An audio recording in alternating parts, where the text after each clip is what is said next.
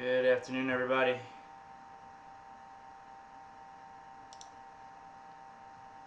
What's up?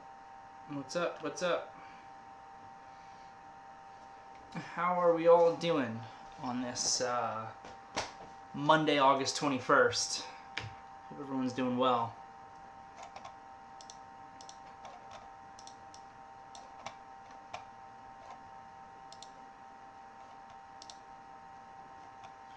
All right, let's jump in. I am an associate member of T3 Trading Group, which is an SEC registered broker-dealer and a member of FINRA SIPC. All of my trades are placed through T3 Trading Group, and you should carefully consider whether trading is suitable for you in light of your own financial condition. The position disclosure here is roughly the same. I got out of ARC on Friday into the close just because I had just a ton of long exposure on. I got out of the S calls that I sold expired. It's just down to this one path position, which most likely is going to expire in my favor also, unless something big happens, and then I'll be out of all my options positions. All right. So we got some follow through today. Sort of, the S&P's up 0.5%. The Nasdaq crushed it. The Nasdaq's up 1.5%. The IWM is down 0.25%. If anybody has the breadth numbers on today, I'd be curious to see it. I'm sure there's more advancers than decliners out there today, but I would imagine it's not by a massive ratio, considering that you've got the Qs up 1.5%. There's a lot of names out there, and the IWM itself closed negative, really failed to give follow through, though the S&P and the Nasdaq obviously did. So let's recap a little bit. We really need to recap Friday, probably even more than we need to recap today, or Friday through today, because we don't do an afternoon meeting on Fridays. So Friday morning I was super excited. I think you guys could hear it in my voice. It was the most excited I've been for the market to give us a real opportunity, big picture, in quite some time. Was kind of really trying to jazz everybody up to not be afraid to buy the open and go really heavy at the open. And I know that I did. I initially added to a bunch of the positions that I was already in pre-market with, reasonable, appropriate size. And then when the, thank you, Morgan. The New York Stock Exchange advanced decline line is minus 480. SPX advanced declines minus 49. Mike L saying 440 advancing, 4286 declining per FinViz. So, yeah, more decliners than advancers, with an S&P up 0.5%, the Nasdaq up 1.5%. Yeah, I'm not surprised to see that. I would have expected there actually would have been more advancers than decliners. I just wouldn't have expected it to be too much by too much. But it just shows you that today was a bit of a mega cap tech stock day, which is interesting because Friday was not, right? Friday was the opposite. Friday, the big cap tech stocks were the weakest stuff that was out there. So anyway, started piecing back into longs in a pretty decent way pre-market, but the call out for the big buys, right? We talked about it in the morning meeting, and then we called it out in real time when the market opened. My focus was on ARC specifically, where we're at the open. And what we discussed on Friday was, really looking to go big to the long side. And I had a conversation with everybody about, whatever you normally risk in a typical day, make today a bigger day than that. If you normally risk $500 in a day, maybe today you should be risking $800 in a day.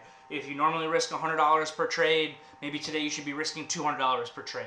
Let's really bring up those numbers, because Friday was one of those rarer days where I really felt like there was just a confluence of factors on our side and a very high probability of a bounce.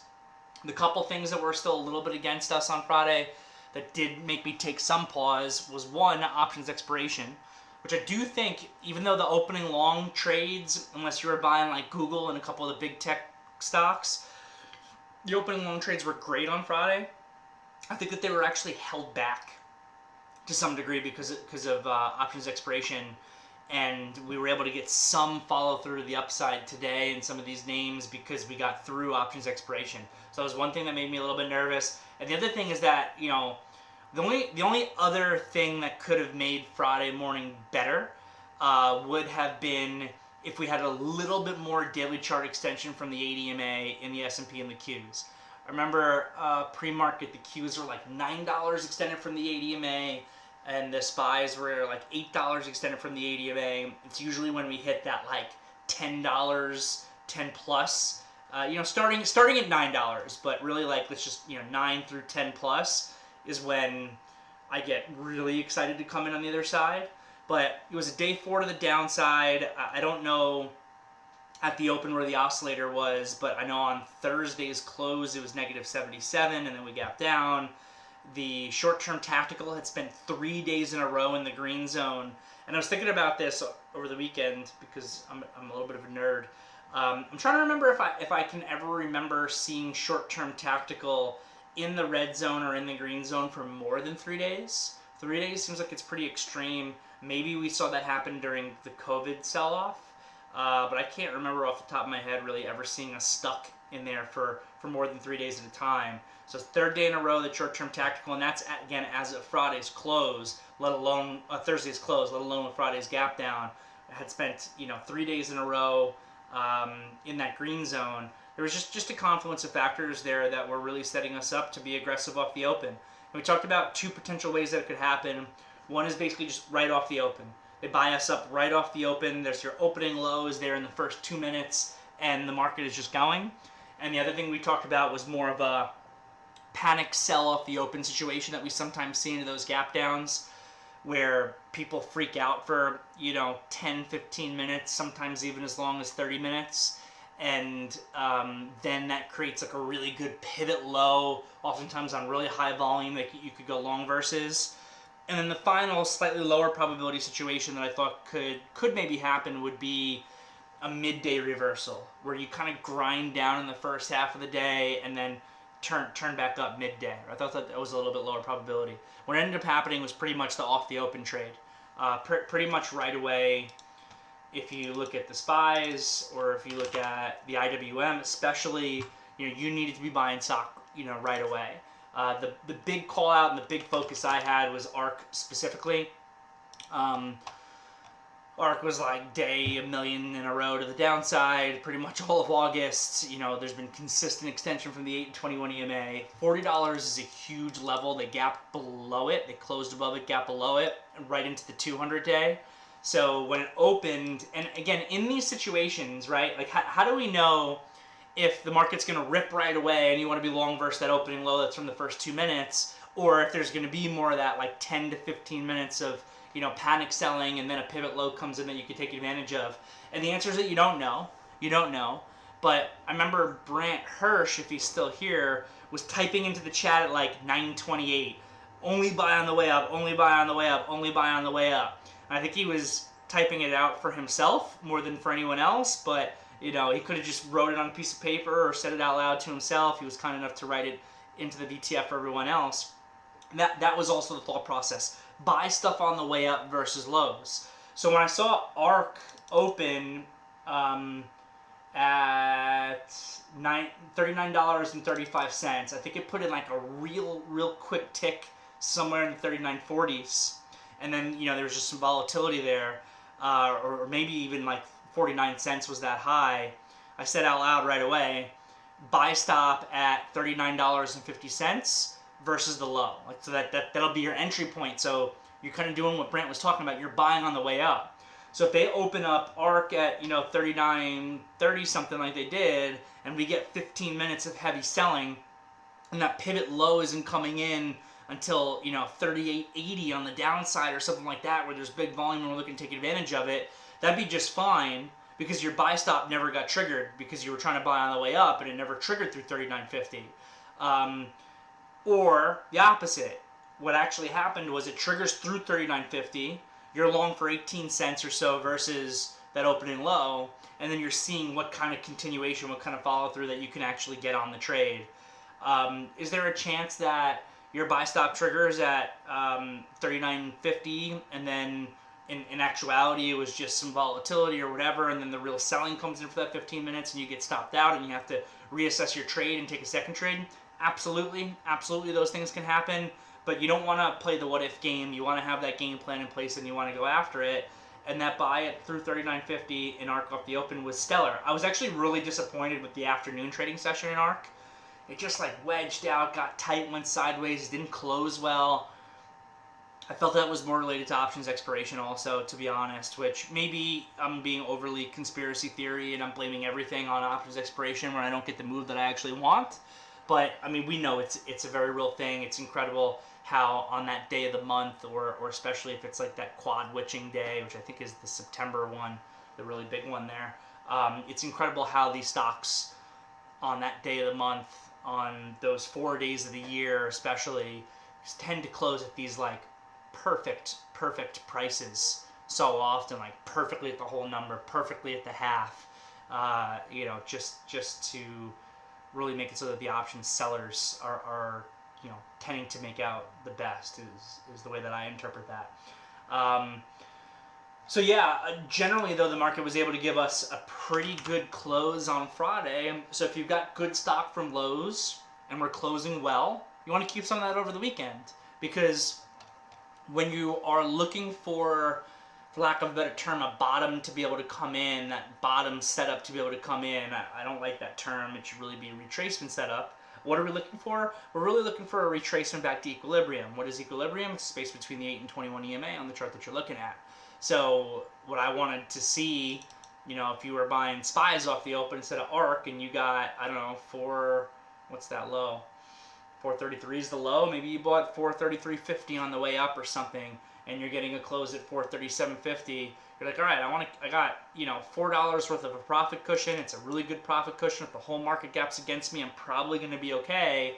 And I want to keep that stock overnight to see if I can get a move to the daily 8 EMA, to the daily 21. And the daily 8's all the way up at 441. So there's, you know, I think it's very worth it to be keeping long stock overnight to see if we can get that retracement. And it was just a fantastic job on Friday by the team. Some of you guys did really well and made some big money. I love to see it. And, you know, I think some of you guys didn't, which is also, you know, part of it sometimes, especially if you're a newer trader and you're learning still. Those trades can be very scary off the open sometimes. But, you know, from my experience, that opening type of trade that we had on Friday, those are like the most profitable trades of my career when they actually set up. They don't set up that often. So you want to be able to take advantage of them. And if you're new and you missed it, or, you know, there were some other people that I think just, and this was more, I don't like saying bad luck, because I don't like to attribute anything to luck in trading. I think that some of you guys got caught in just kind of the wrong names. You got caught in, you know, going after a Google or going after a Tesla. Tesla looked great at a few points on Friday. It just couldn't clear up through a couple of those important levels. So either you know, for a few people, I think you either missed the trade because you're newer and you're still learning, and that's fine, or you missed, you know, the move on Friday because you just kind of got caught in the wrong names. It sucks. It's unfortunate. It happens. But for the most part, if you did a good job on Friday and you were in the right names, you got the good close, you want to keep things overnight to see if you can get that continuation. And one of the things that I, you know, really believe about trading at this point is there's certain key days in trading over the course of a month, you know, or over the course of that year, where you really need to make sure you take advantage of those key days and do a good job on those key days. Because doing a good job on Friday is probably the best way to get paid today. Probably the best way that you were able to get paid today is not by doing a lot of new trading. Today was a kind of a garbage, tricky day. You know, the market gapped up. There was no follow through. You know, we dribbled down for half the day, then we turned back up, which is interesting. This is more of that, you know, price action that we were seeing until August hit. You know, August hit, we've been seeing the late day sell-offs that continue the downtrend. Prior to August, we were seeing more of these midday reversals, so it is interesting to see that we got this midday reversal. Be curious to see if that continues to happen again or not. But this is difficult price action. The SPYs were difficult. Breadth was negative apparently. your average stock was down. Say you got follow through in like mainly FANG names in a lot of areas, which also made it tricky because the FANG stocks are probably the ones that you don't have from Friday, because on Friday they were the weakest. The IWM was not great today. The Qs obviously were fantastic. They were able to continue to trade up. It's just today was difficult, and the best way to make money today, I think, is by having good stock still from Friday that gave some follow through. I know that's where most of my money came from today. Well, most of my money came from the fact that I'm in S and I had size in S and I got hit with some positive news intraday on it. But outside of S, pretty much all of my money today came from just getting follow through on stock that I already had, and that's the best way to make money today. And that's what we kind of even discussed in the morning meeting. I was so it's funny. This morning's morning meeting was the complete and utter opposite of Friday's morning meeting. Friday's morning meeting, I'm like pumped with nervous energy, super excited about the potential opportunities of the day. Gap down on a day 4, we're super oversold, there's a lot of opportunity there. Today I'm like, we're gapping up, but the TLT's getting smoked, interest rates are going higher, so it's like I think that the S&P and the NASDAQ, under normal circumstances, the IWM should be able to give some fall through this 8 and 21 EMA. With the way the TLT's selling, maybe we don't even get that real full follow through, but at the same time we're gapping up, but we're not at 440 or low 440s where I would say, all right, maybe we should be looking for some shorts for a lower high to be able to come back in if the setup's there. So we weren't gapping all the way up there. We weren't gapping down to 435 where I could be like, all right, let's look for some longs versus Friday's low. We're having like a small to medium-sized common gap up that doesn't set you up to short, it doesn't set you up to buy. What are you going to do to make money today? It's very hard. So, okay, the market's really hard. Let's look for names in play. Well, earnings season, we don't got much. Right? We had PanW from Friday, but I thought that the PanW daily chart looked pretty difficult.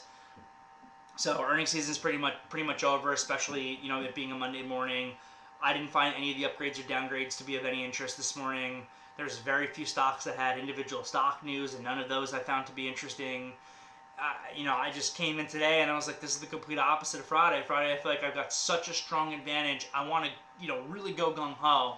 And I had more long exposure Friday morning in the market than I have had at any point in, probably a year plus. That's kind of how big I got in the morning on Friday. And again, I did liquidate. I just, into the close, I didn't get the degree of follow through I really wanted from ARK intraday, but it was still a good move intraday. I was like, I just got way too much long exposure on, and I have to liquidate some stuff and don't want to keep everything over the weekend. So I did pare that down to a much more appropriate level now.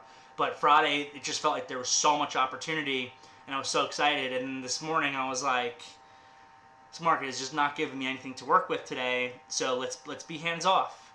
And one of the worst things you can do, especially for anybody who's a newer trader out there, and I speak from experience because I used to do this when I was a new trader, is you miss the really big important day on Friday because you were gun shy, or you're in the wrong names, or you executed poorly, or whatever it was. So then today you trade super hard because you're like, yeah, I missed all the money on Friday and I got to go after it today. That really sets you up for failure. So it's like what ends up happening is you didn't make the money you needed to make on Friday, and then you go, to your max loss today when there is no opportunity, when you shouldn't even be trading to your max loss. And I do think, and I started to say this a little earlier, and I said it on Friday morning, a big part of successful trading is knowing when to be aggressive and knowing when not to be aggressive. And when the opportunity is there and the probability is on your side and the risk reward is on your side, you want to be really aggressive and you want to really go after it. But the opposite is also true. When there's not a lot of opportunity that's out there, you need to be able to sit on your hands. You need to be able to walk away. I know, Sharir, who's probably not here right now, and he's in Southern California, so he was dealing with some issues. A little bit after the open, he was like, "Forget this. I'm done with this day. I'm not dealing with this day today. I got things to fix because the storm that just came through, and this price action is giving me no advantage, so I'm just going to walk away. And that's I don't really like walk away outside of, you know, maybe stepping outside for 15 minutes in the middle of a trading session. I never really fully walk away from my computer for the full day unless, you know, there's something serious I have to take care of. But the concept is right of, you know, I mean, let me just take a step back from my trading today because it's just not there. The opportunity is just not there. So that pretty much, I think, sums up Friday through today. So we got some selective follow through today. The closer we get to the 80 MA on the daily chart, the more difficult new longs become, and the more we want to potentially look at seeing if we're going to get a pivot high on this market or not.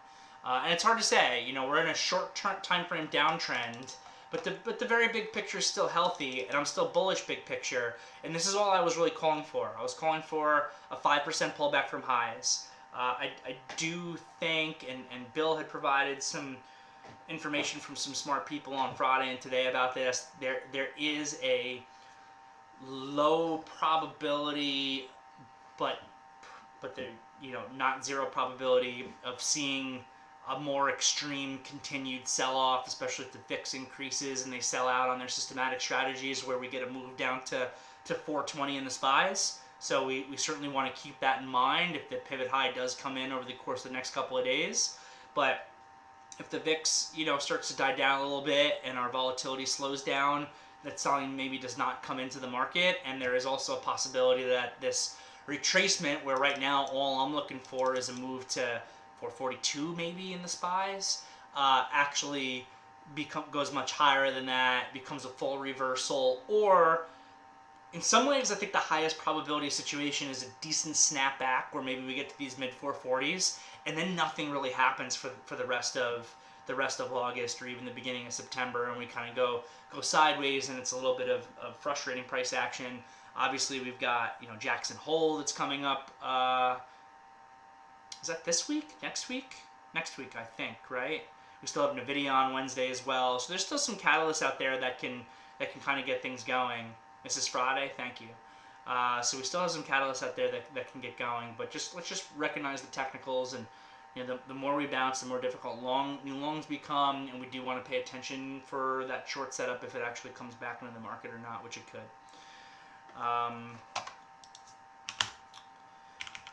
That is all that I've got for you guys. So I'm happy to answer any questions that anybody has. From Tom K. At the open on Friday, you called a buy stop on ARC at 39.50, and everything happened so fast that I traded some, which was great. Was at 39.50 level the high trade at the time? I'm trying to remember, and I don't remember. I think 39.49 was the high. That's why I said 39.50. Maybe it might have been 39.47, and I just rounded up to 39.50. But there was a real quick, like you'd almost would need a tick chart to see it, or need to go back to the tape to see it. You can't see it in a 5-minute chart. You probably can't see it in a 2-minute chart. I'd be surprised if you could even see it on a 1-minute chart. I don't have a 1-minute chart. I don't even keep them on my system here because I don't like them. Where's Friday? It's today. Yeah, you can't even see it in the 2-minute chart. 2-minute chart just shows ripping higher to 39.66.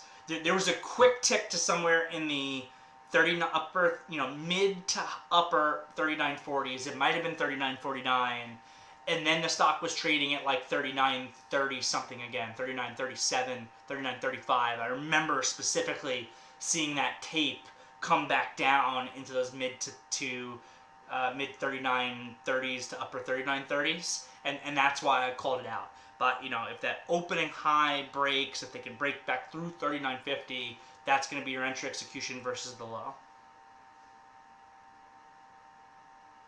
Yep, for sure. From Rex, could you give me some opinion on my Friday trades? I feel like every time I'm in the right thought process, but I always get stopped out before the stock moves in the right direction that I want, timing them entirely incorrectly and got stopped right away, or I picked the wrong name. I barely had any green trades since, okay. On Friday, I looked for Tesla. Yeah, Tesla, I know a bunch of you guys ended up focusing on Tesla on Friday, and it looked great at a certain point and just totally failed to give any follow-through. I think I called out a couple buys in that myself, even though I didn't take them because I had too much other exposure on. But,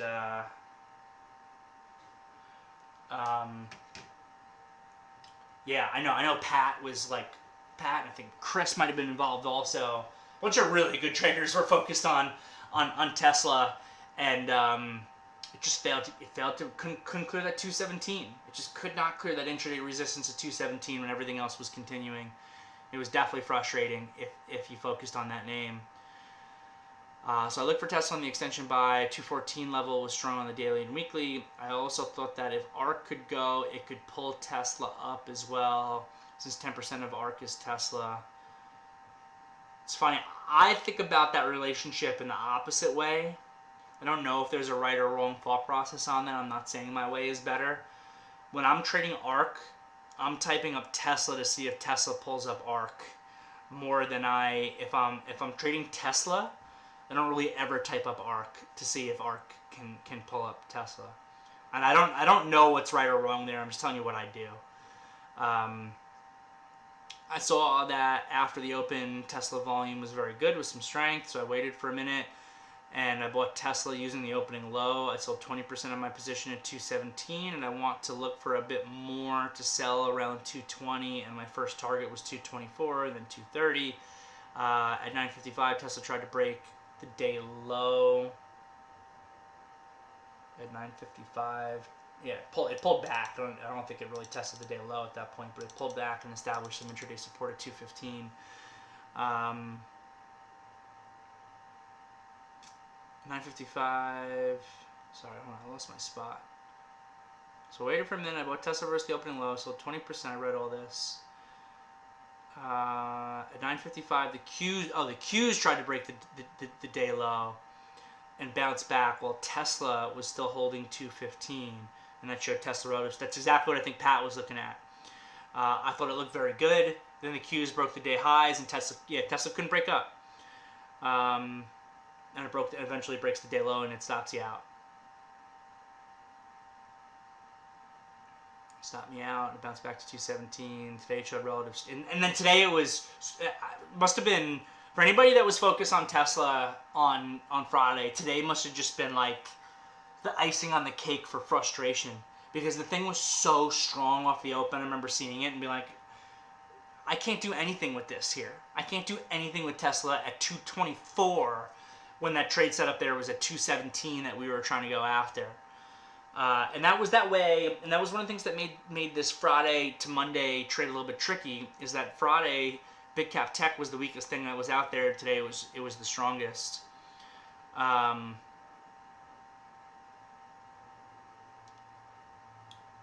So would trimming down the majority of my position and moving the stop loss higher make sense? Sure. So, look, first of all, my thought process, again, is I think that you did not have bad name selection. I think you were looking at all the right stuff. There was a lot of really good traders that were focused on that with you. I called out some longs in it, even though I didn't get involved. I really like the idea of focusing on Tesla on Friday, especially with everything you just said, the opening volume, the extension on the daily chart, the strength off the open, all that stuff. And it just is what it is. And I actually, and this is why I hate options expiration, this is one of the names I think was really affected by options expiration on Friday. And that's why it didn't get the follow through that we were looking at. And again, it could be conspiracy theory on my end. I really don't know, but it was just really, really disappointing the way that Tesla traded. The only other piece of feedback I would throw at you is you may have viewed Tesla as like a real AA plus setup, and I can support that, honestly, with all the layers of probability, everything that you're describing, where the market was, all that stuff. And maybe that's the reason why you only sold 20% of your position when you got this opening move in your favor. It seems to me like, because you ask questions pretty regularly in afternoon meetings, which I appreciate, it seems to me like you are very regularly only selling 20% of your position when you get moves in your favor. And I don't like that for most trades. I think that you really need to reserve that for those like solid AA plus trades, like that Nvidia trade that you had crushed. Like I loved that you only sold 20% of your position into that initial up move on that stock, or maybe it was 10%. I don't remember. It was a very, very small number. And Tesla, if you're trying to make the argument that this was also an A trade, I can support this also, because I agree with you. I really think it was an A trade. But it seems to me, based on the questions you've been asking in the afternoon meeting, that you're doing that almost in a majority of trades. And I don't like that for a majority of trades. I think that most trades that you take are not A trades where you should be, being super, super greedy with it. I think that, for most trades, you want to really make sure that you get that risk covered. So if something happens, like Tesla here, because we work in a game of probabilities, and unfortunately it was just not the right name on the right day, that you're not getting hurt on these non-A plus trades that actually set up. And again, Tesla, I can support it. And then your follow-up question here is, this morning I was looking for a short in both NVIDIA and Tesla with small size at 945. Yeah, I mean, these are just the strong stocks that were out there. Yeah, I see the little extension upside tail in both of these where you could try to put on a cute short. You just got to recognize that that is not an A trade. That's like a quick trade. And I'm seeing here you're mentioning it as a counter trend scalp. Okay, fine. So both the stocks were descending in a small time frame. I thought that large volume, but not given the follow through, it could give some downside room along with the IWM weakness and the Q extension. But turns out both of them failed, not even giving you one-to-one. Okay. Yeah, I mean, look, you're recognizing that those are C-level trades, right? And I do see that NVIDIA pulled back a little bit, so you probably just missed your one-to-one. You're recognizing that this is just a short extension scalp for a quick pullback after a 15-minute move. Fine, but just, don't expect to not get stopped out on a decent amount of times in which you take that trade. You're going to get stopped out on a decent amount of time when you take that trade. So it just is what it is. Stocks were super strong. The Q's held up. They time corrected a little bit more than price corrected. This NVIDIA was extremely strong. I mean, these were the two strongest stocks that you could literally find out there. Because I remember this morning typing through, looking at the index and seeing the Q's go, and I'm like, all right, well, Apple's not doing what the Q's are doing. Meta in the first couple minutes was not doing what the Q's are doing. I tried to catch up a little bit, but it was still weak. Microsoft was okay. Google was not that great after the first 10-minute pop. Amazon was okay. I remember typing up through these names and being like, they're okay for the most part, but they're not as strong as the Qs are. And it was NVIDIA, it was Tesla. NVIDIA and Tesla were like pulling up the entire NASDAQ today. It was incredible. And NVIDIA closed up 9%? Wow, I didn't realize it was that much. NVIDIA closed up 9% on the day. That's sick. Especially coming into earnings. I don't even like the idea of trading this name today. And Tesla was up 8%. I mean, those are sick. I mean, those are the two strongest names in the market. So you tried to short the two strongest names in the market. I recognize the trade. It's just an extension scalp to try to make a few bucks. But you can't be surprised if you don't get your one-to-one and you get stopped out on it either. Right? But I appreciate the question, and I hope my feedback helps. So I got through everything there in the VTF. Let's go over to YouTube from Kevin. How much of your swing position and arc come from your belief in Cathie Wood? 0. It's not a factor. It's not a factor at all. I don't have any. So I mean, I'm happy to give you my opinion on Cathie because you asked. I don't have any support for her, honestly, at all. I don't have a belief in her, really, at all. I'm also not one of the super haters against her. I feel like almost everybody's in an extreme camp where they're like extremely pro, like she's the greatest thing since sliced bread, or they want to be involved in the inverse ARC ETF, and she's ridiculous and she's terrible and she's a terrible trader and all this. I'm not on either side of those camps, to be honest with you. I have some things about what she does that I really respect, and I have some things about what she does that I really dislike. I respect the actively managed ETF. I'm going to start by saying that. And I feel like she's the one that's made it popular. And to be, to have to be basically a fund manager, but it's not a hedge fund, and the hedge funds can kind of disguise what they're doing, and they're not going to be judged literally day in, day out based on every trade that they actually take, because you only see what they did once a quarter. I have a tremendous amount of respect just for the fact that she shows that, or she has to show that based on the vehicle that she's in. I also have some respect for her thought process towards stocks, like how she comes up with the ideas that she comes up with. Where I don't have any respect is the absurdity of the degree of the call out. Everything that she's involved in is going to go up, 700% by the end of the week. And I'm exaggerating, but it seems like that's what her calls always are. I mean, I remember it was like the top of the ARK fund, or maybe after there was a small pullback from the top, and she was saying, my fund is going to and I don't even know how she was able to say this from a regulatory perspective. I think that my fund is going to compound at 40% a year for the next 5 years. Like, come on, no, it's not. Bitcoin's going to be at, $2 billion or whatever that insane call out was by the end of, 2024. And again, I don't remember exactly what the call out was. I know she's had an absurd Bitcoin call out. No, it's not. I'm sorry, no, it's not. Tesla is going to be the first, $20 trillion market cap company.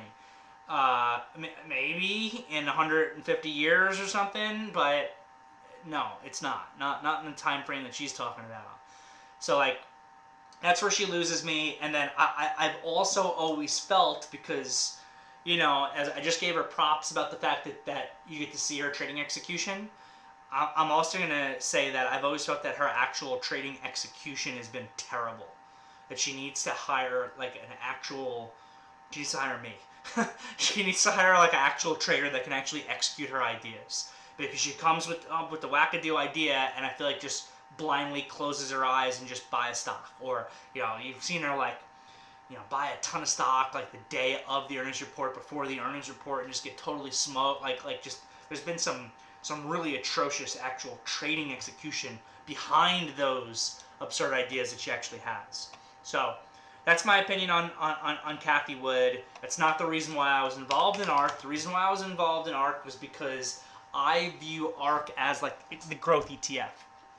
If I want to have an idea of how is growth doing today, I type up ARK.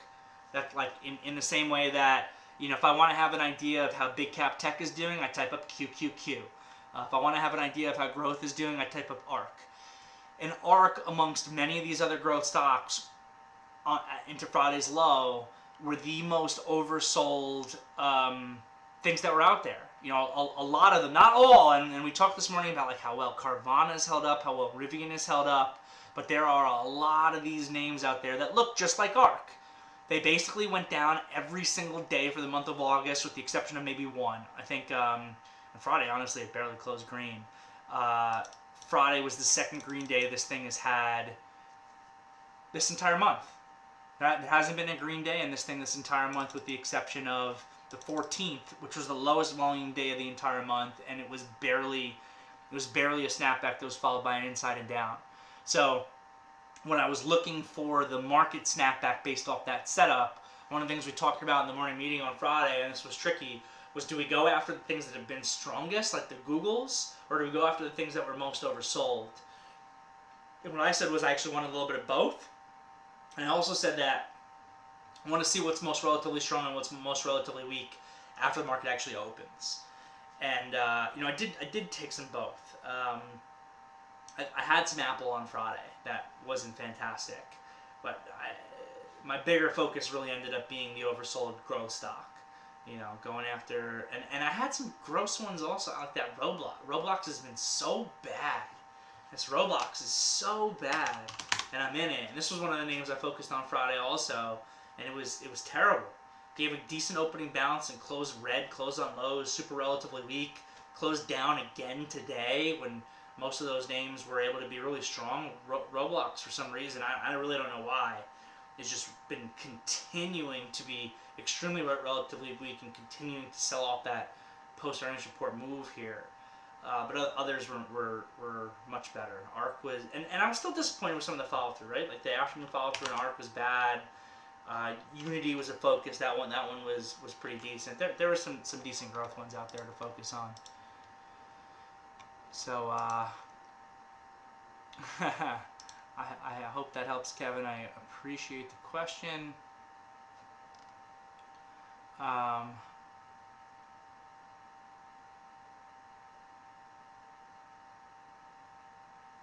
Cool. I got through everyone's questions, so I'm going to wrap it up. Have a great night, everybody. See you all tomorrow.